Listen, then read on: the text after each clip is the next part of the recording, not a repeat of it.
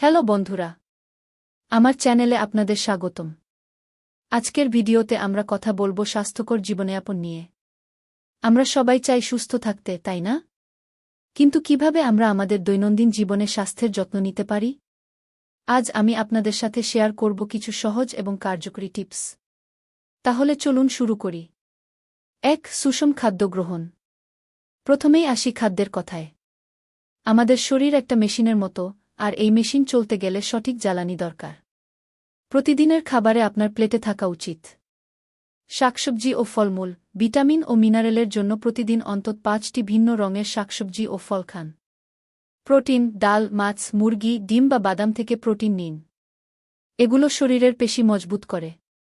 শর্করা, ভাত বা রুটির মতো শর্করা শক্তির উৎস, তবে ব্রাউন রাইস বা আটার রুটি বেছে নিন। একটা কথা মনে রাখবেন, প্রক্রিয়াজাত খাবার যেমন ফাস্ট ফুড বা প্যাকেটজাত স্ন্যাক্স কম খাওয়ার চেষ্টা করুন। এগুলোতে লবণ ও চিনি বেশি থাকে, যা আমাদের স্বাস্থ্যের জন্য ক্ষতিকর। ২. নিয়মিত ব্যায়াম। স্বাস্থ্য ভালো রাখতে ব্যায়ামের কোনো বিকল্প নেই। দিনে মাত্র ৩০ মিনিট হাঁটা, দৌড় বা সাইকেল চালানো।